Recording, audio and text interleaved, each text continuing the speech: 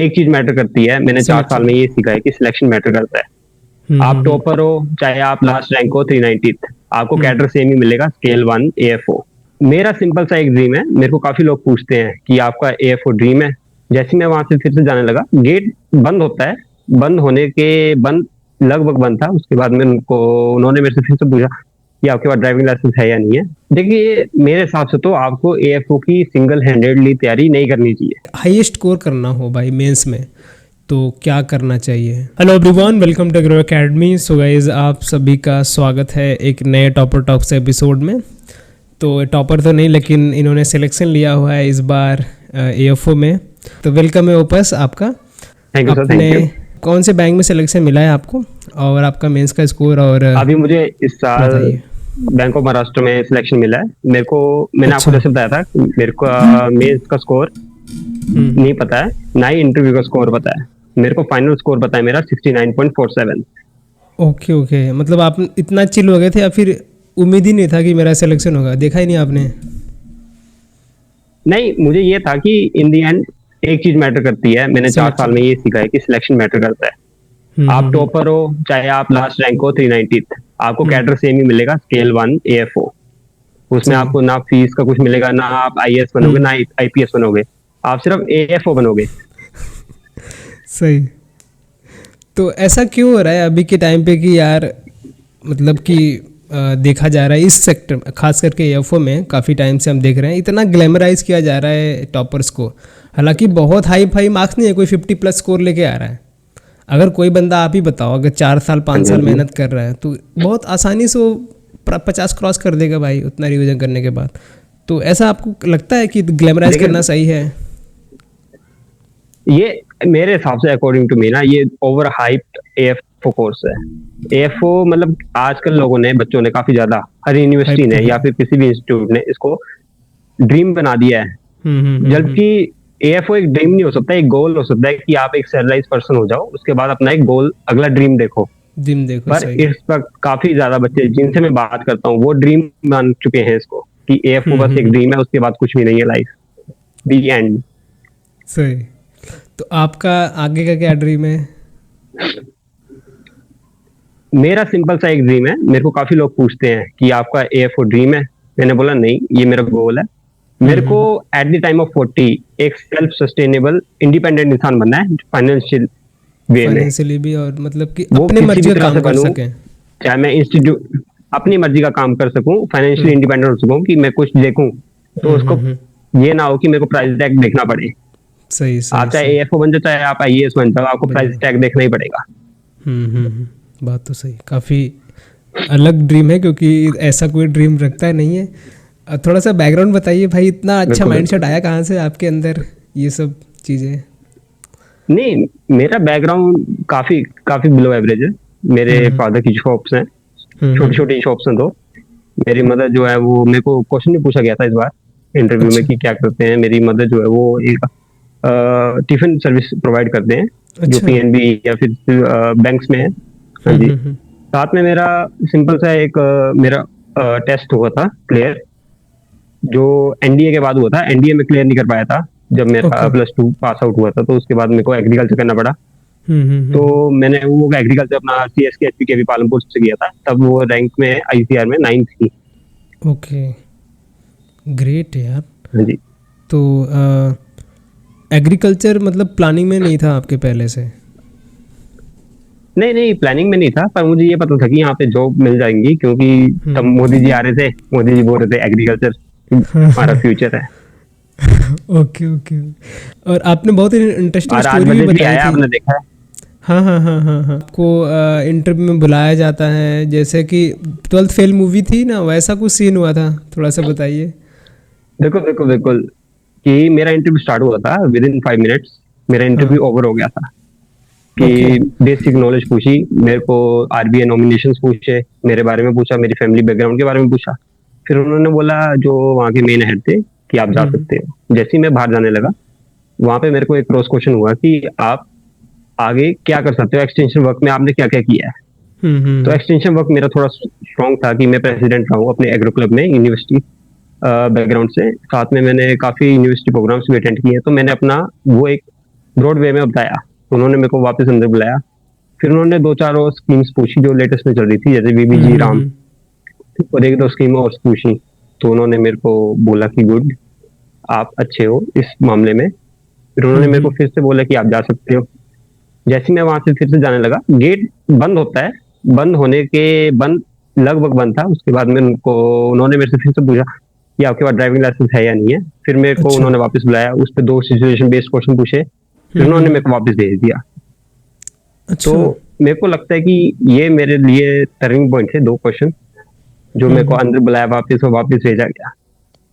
Okay. तो ऐसा मतलब कि बहुत ही रेयर होता है, बहुत कम लोगों के साथ ऐसा होता काफी है। रेयर होता है। हाँ, हाँ जी, हाँ जी। कि यूपीएससी वगैरह में ऐसा मैं भी करते हूँ, यूपीएफओ में तो बहुत पहली बार मैं सुन रहा हूँ कि क्वेश्चन पूछ के भेज रहे हैं फिर अंदर बुला रहे हैं ऐसा। तो आपको लग रहा था बिल्कुल कि बिल्कुल। मेरा 1 बजे की शिफ्ट थी, 5th नंबर था। मेरे आगे दो मेरे अच्छा। सीनियर्स थे कॉलेज के, मेरे पीछे दो मेरे सीनियर्स थे कॉलेज के। ओके। तो मुझे लगता कि हो सकता है मेरा अच्छा, क्योंकि मेरी कम्युनिकेशन स्किल्स काफी ठीक है। हम्म। सही सही। तो इवेंचुअली मेरे साथ हुआ। उस वक्त मेरे स्टाफ साथ में थे, तो मैंने बुलाया गया मेरे को दोबारा अंदर। गुड। तो मेंस की स्ट्रेटजी पे आते हैं कि एक टॉपर्स के स्कोर में आप देखते हैं, फिर टॉपर में आप मतलब कि यार टॉपर नाम ही बड़ा अजीब लगता है मुझे, पता नहीं क्यों मैं बार बार बोल रहा हूँ, लेकिन हाईएस्ट स्कोर करना हो भाई मेंस में तो क्या करना चाहिए ठीक है, उसको? देखिए मेरे हिसाब से जो मेंस की स्ट्रेटजी है वो सिंपल है। 90% आपको पढ़ना ही पड़ेगा, 10% लक है कि उस दिन आपका क्वेश्चन जो आपने ऑप्शन चूज किया है वो अगर 100% एक्यूरेट है तो आपको मिलेगा मार्क्स या नहीं मिलेगा। 90% ये है कि आप किसी भी इंस्टीट्यूट की बुक पकड़े, या तो एग्रो एकेडमी की पकड़ लें या फिर एसीसी आईए राइट टॉपर्स किसी की पकड़े, आपको एक तो एक पकड़नी पड़ेगी, साथ में एक एनआरएस नेम रासुंदा बुक, और साथ में जो आप टेस्ट लगा सकते हैं किसी भी टेलीग्राम ग्रुप पे। उसके बिना आप बिल्कुल भी कवर नहीं कर पाएंगे कि जो आजकल के नए ट्रेंड में क्वेश्चन आ रहे हैं, चाहे आप नाबार्ड उठा लो या आरआरबीएसओ उठा लो, अगर आप मल्टीपल रिवीजन नहीं करोगे तो उससे कुछ भी नहीं हो पाएगा। तो वो 10% कितना मैटर करता है? अगर कोई बंदा है, क्या आपको लगता है कि बच्चे श्योर भी होते हैं? श्योर कोई भी नहीं होता है। मेरे पास भी इस वक्त क्लेम करने के लिए कुछ नहीं है, मेरे पास इस वक्त 55 क्वेश्चंस हैं जिसके मेरे को लगता है कि एग्जैक्ट आंसर है, पर वो 55 भी कोई भी 100% श्योरिटी नहीं बता सकता कि वो एग्जैक्ट है या नहीं है, क्योंकि किसी को लैंग्वेज याद ही नहीं है इस बार के पेपर की। लास्ट टाइम से मैं देख रहा था कि काफी बच्चे बता देते थे पेपर, काफी इंस्टीट्यूट बता देते थे पेपर, पर इस बार का तो पेपर कोई बता भी नहीं पाया है। जो हमने आंसर की निकाली वहां पे भी कोई नहीं आपको बता पाया कि एग्जैक्ट क्वेश्चन क्या थे या नहीं थे। मैंने आपको बताया था। हाँ, हमारे आंसर की वहां भी पे मैंने आपको पिछली बार मेरी बात हुई थी, मैंने बताया था कि आपके 3-4 क्वेश्चन गलत हैं। जैसे ड्रोन वाला एक क्वेश्चन था, उसके अंदर सब बोल रहे थे सेकंड, थर्ड एंड फोर्थ है, पर उसका इवेंचुअली आंसर मैंने क्रॉस वेरीफाई किया काफी स्टूडेंट से, सेकंड एंड थर्ड था उसका आंसर। ओके। वैसे एक मशरूम वाला क्वेश्चन था, उसका शिताके मशरूम पूरे ऑप्शंस में नहीं था, क्योंकि मैं खुद देके आया हूँ पेपर। ओके। तो यानी कि अभी तक पैडी मशरूम है, यानी कि 2024-5 का जो एमसीक्यू पेपर घूम रहा है मेमोरी बेस, वो अभी भी गलत ही है। वो गलत है। उसके 5 to 7 क्वेश्चन एग्जैक्ट है ही नहीं, उसके ऑप्शंस भी एग्जैक्ट नहीं है। अब जैसे जो फिशेस का एमिनो एसिड का क्वेश्चन था, उसके अंदर जो दो ऑप्शंस हैं वो कोइंसाइड कर रहे हैं। अब वो आईबीपीएस की गलती है फिर हमारी गलती है, वो देखना पड़ेगा। ओके। फिर तो आप प्लीज़ मुझे वो दे दीजिएगा, मैं एक बार वेरीफाई करके उसको पोर्ट कर दूंगा टेस्ट में जो बच्चे इस बार दे रहे हैं। तो जो आपने 90 और 10 का रेशियो बताया एएफओ मेंस के लिए, तो उसमें भी थोड़ा 90 वाला पोर्शन समझाइए, सब्जेक्ट वाइज कैसे पढ़ना है। देखिए मेरे हिसाब से तो आपको एएफओ की सिंगल हैंडेडली तैयारी नहीं करनी चाहिए। ओके। मैं इसको सजेस्ट ही नहीं करता हूँ, ये गलत है। आपको साथ में और कोई एग्जाम रखें, कोई भी आरआरबी पीओ एग्जाम पकड़ो, आरआरबी क्लर्क एग्जाम पकड़ो, या फिर कोई भी क्लर्क एग्जाम पकड़ो, 2 या 3 एग्जाम लेके चलो। इन दी एंड अगर आप एक ही एग्जाम पे बैठे रहोगे तो वैकेंसी वैसे ही कम आ रही है, 390 के आसपास वैकेंसी, कोई वैकेंसी नहीं होती है मेरे अकॉर्डिंग तो ये है। और जो भी मैंने बताया कि जैसे कि आप किसी भी इंस्टीट्यूट की एक बुक पकड़ो, उसको रिवाइज करो मल्टीपल टाइम्स, साथ में आप नेमरा सुंदर पकड़ो, उसको मल्टीपल टाइम्स रिवाइज करो, साथ में आप टेस्ट सीरीज लगाओ। टेस्ट सीरीज के बिना आपका पेपर निकल नहीं सकता। मोटा मोटी यही जो चीज़ें हैं आपने बताई हैं, मतलब कि हम सब्जेक्ट वाइज डीप में जा सकते हैं कि पढ़ना ही पड़ेगा भाई, सब्जेक्ट है तो पूरा उठा के पढ़ो, इसमें कोई भी ऐसा नहीं पूरा है कि नहीं कुछ। उठाओ, आपके पास देखो प्रीवियस क्वेश्चंस पढ़े हैं ना, आपके हाँ पास जितने भी प्रीवियस क्वेश्चंस हैं हाँ उनके हाँ। टॉपिक वाइज बनाओ। ठीक है।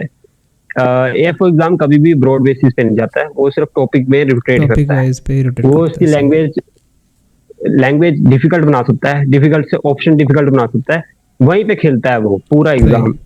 तो ओके। किसी की भी स्ट्रेटेजी, कोई भी कुछ भी, सबकी सेम होती है, बस वो डे डिसाइड करता है कि आपका सिलेक्शन होगा या नहीं होगा होगा। कि नहीं होगा। अकॉर्डिंग टू मी ये लगता है मेरे को।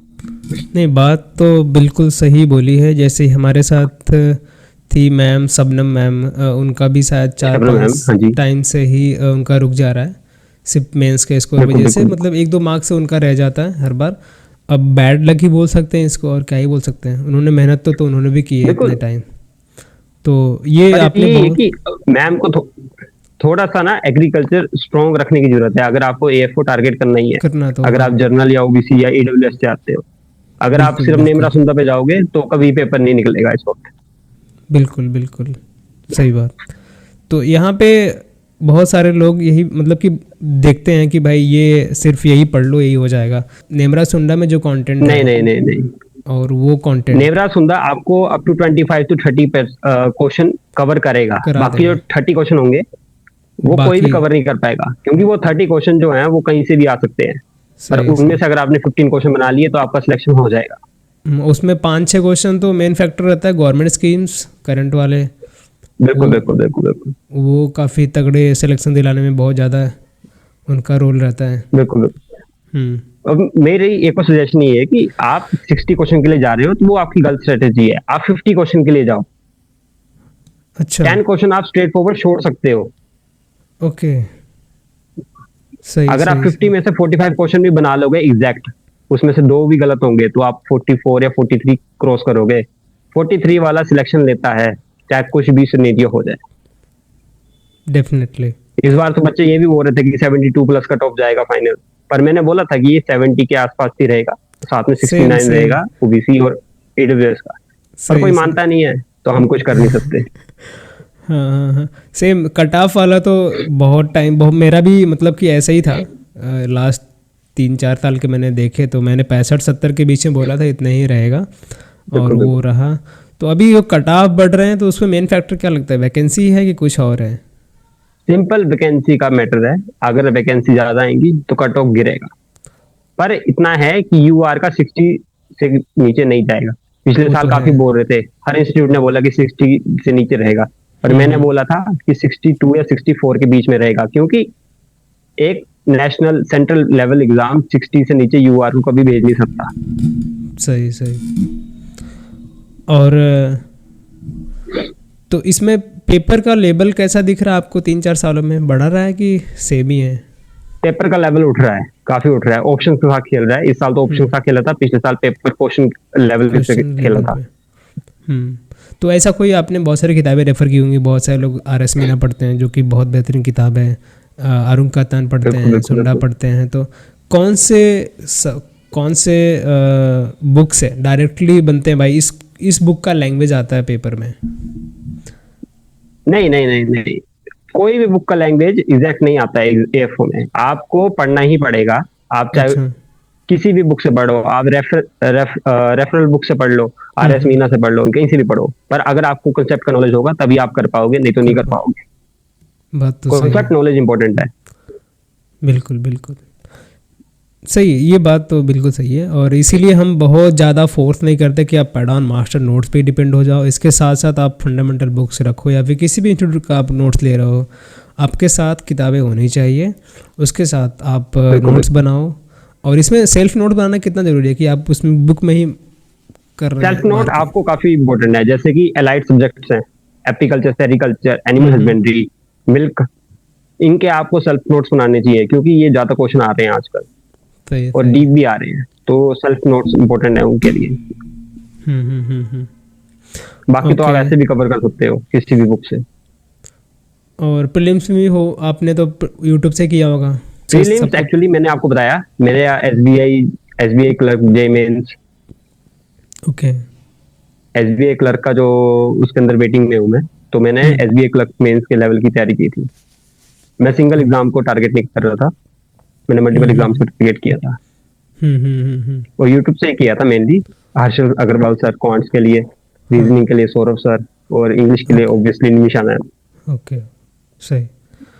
तो यही तो रहता ही है ये तो, जिनके पास लाइक बिल्कुल रिसोर्सेज नहीं हैं और जो भटक रहे हैं, मैंने ऑलरेडी रिसोर्सेज बता दिए। हर एक बच्चा जो वैसे आप बता रहे हैं वैसे बाकी भी स्टूडेंट बताया कि हमने यूट्यूब से किया था, ये मेन चैनल हैं, तो आप उनको फॉलो कर देते हैं बड़े आराम से। बिल्कुल। तो और ओपस थोड़ा सा अगर कुछ और शेयर करना चाहें AFO के बारे में, AFO के लाइफ के बारे में, अपने दोस्तों से सुना हो कुछ ऐसी चीज़ें जो बच्चों को नहीं पता हो। देखिए, मेरे हिसाब से बच्चे मतलब जो भी सिलेक्ट हो जाता है वो ये बोलता है कि काफी स्ट्रेस वाला जॉब है, ये ऐसा जॉब है या वैसा जॉब है। पर इवेंचुअली मेरे को ये लगता है ना, अगर आप 3 साल लगा के जा रहे हो, आपको एक सैलरी दे रहा है एक बैंक, तो वो आपसे काम लेगा। अगर आपने वहां पे जाना ही नहीं था तो आपने उसकी तैयारी क्यों की? सही। मेरा सिंपल सा ये क्वेश्चन रहता है सबसे, है ना। आपको अगर जॉब चाहिए थी तो आपने AFO की तैयारी की, आपने वो क्लियर किया और आपने वो जॉब ली। आपको किसी ने रिस्ट्रिक्ट नहीं किया था कि आप सिर्फ AFO की तैयारी करो। ठीक है, आपका फोकस सिंपल क्लियर है कि आपने जॉब चाहिए तो जॉब AFO देगा या फिर कोई भी एग्जाम देगा। बिल्कुल। अगर आप उस पर स्ट्रेस लोगे कि स्ट्रेस काम है, स्ट्रेस वर्कड है, फिर वो आपकी गलती है, किसी और की नहीं। आपका माइंडसेट गलत है। नहीं, सही बात आपने बताई है। तो ये रही हमारी सारी चर्चाएं।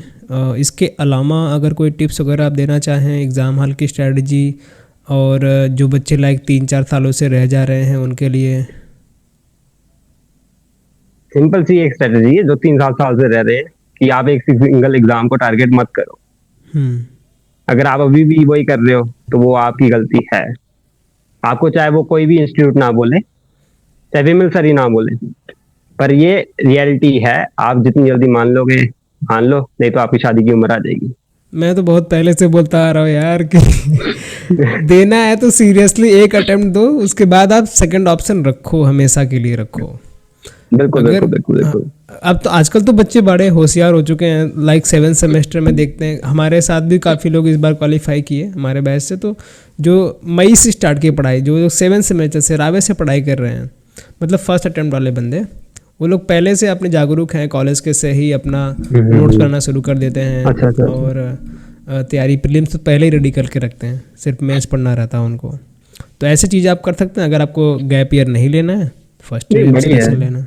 नहीं तो आप जा रहे हो तो भाई 1-2 एग्जाम आपके स्टेट वाला रखो। बाकी देखो, सिलेक्शन फर्स्ट ईयर सिलेक्शन मेरे अकॉर्डिंग ना वो लक होता है। अगर आपका फर्स्ट ईयर में सिलेक्शन हो रहा है, मेहनत तो है पर लक भी चाहिए आपको उसके लिए। हाँ, ये तो है। इन दी एंड आपका सिलेक्शन कैसे होता है? वो लक से ही होता है। अगर लक नहीं होगा, आप एक ऐसी दुनिया देश में रह रहे हो जहाँ पे 150 करोड़ जनता है, उसमें अगर आप जॉब ले रहे हो गवर्नमेंट, तो बहुत बड़ी बात है। हाँ, 150 में तो बहुत सारे बुढ़े लोग हो चुके हैं ना। तो युवाओं में बात करते हैं तो एग्रीकल्चर में ही है, एग्रीकल्चर में भी है। 1,20,000 AFO देता है। हाँ, लगभग 1,20,000 के आसपास देते तो है। सीरियस वही 50,000 लगभग होते हैं बंदे। सीरियस 50,000 होते हैं, उसमें से 10,000 ज्यादा सीरियस होते हैं। हाँ, और 390 सीट्स हैं। तो कहाँ का फ्रैक्शन बढ़ता है? कहीं का फ्रैक्शन नहीं बढ़ता है। तो लक तो फैक्टर रहेगा। काफी एफर्ट से सुन रखा है हमने। बिल्कुल। लक बहुत मैटर करता है इसमें। बिल्कुल। जैसे आप बिना कुछ सोचे समझे आप भाई मेंस का स्कोर नहीं देख रहे, प्रीलिम्स नहीं देख रहे, तो मतलब भगवान के भरोसे थे, मतलब कि चलो होगा। नहीं, भगवान के भरोसे नहीं, मेरे को ये था कि इन दी एंड सिलेक्शन मैटर करता है। अगर आप 0.1 से भी हो रहे हो, मान के चलो सर, अगर आप इस वक्त किसी से बात करते हो जिसका 0.1 से रुक रहा है, तो वो क्या चाहता है कि 0.1 से सिलेक्शन होना चाहिए उसका? मतलब बिल्कुल होना चाहिए, है ना। पर उसका नहीं हुआ ना, क्योंकि उसका लक नहीं था साथ में। सिंपल सी बात, ये तो है ना। 0.1 से सिलेक्शन हो या ऑन दी लाइन सिलेक्शन हो, सिलेक्शन मैटर करता है। इन दी एंड यही है। IAS कैडर की जॉब नहीं है, सिंपल सी बात। कि भाई मेंस का स्कोर पता करो कितना आ रहा है, आंसर सीट निकालो, कैसा हम आंसर लिखे हैं, ऐसा तो कुछ है नहीं सीन दोस्तों। तो ओपस ने बहुत सही बात बताई है। अब लेकिन आपका जगह कौन लेगा? अभी आप जा रहे हैं एफओ बनने, तो अभी RTI कौन फाइल करेगा? RTI हम ही फाइल करेंगे। साथ में हमारा एक ग्रुप है, आपको मैंने बताया था, एग्री स्टूडेंट करके। अगर आप कोई भी आना चाहते हैं तो आ सकते हैं। विमल सर भी हैं वहाँ पे, उनको बुलाया था हमने पर एक बार नहीं आ पाए, पर इस बार पक्का आएंगे वो। कोई नहीं। बिल्कुल बिल्कुल बिल्कुल।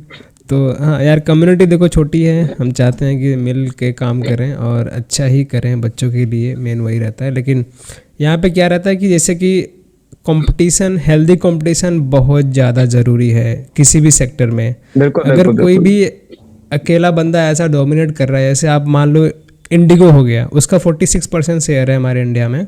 अगर वो बिल्कुल अगर टॉप बिल्कुल पे रहा तो अपनी मर्जी का प्राइस चार्ज करेगा बंदा, है कि नहीं है? बिल्कुल इसीलिए बिल्कुल हेल्दी बिल्कुल। कंपटीशन बहुत ज़रूरी है किसी भी मार्केट में, ताकि लोग क्वालिटी पे काम करें और प्राइस भी इतना हाइक ना करें भाई, क्वांटिटी पे बस ना हम ही करें। हैं, बिल्कुल हम ही हैं बस पूरे वही। उसमें।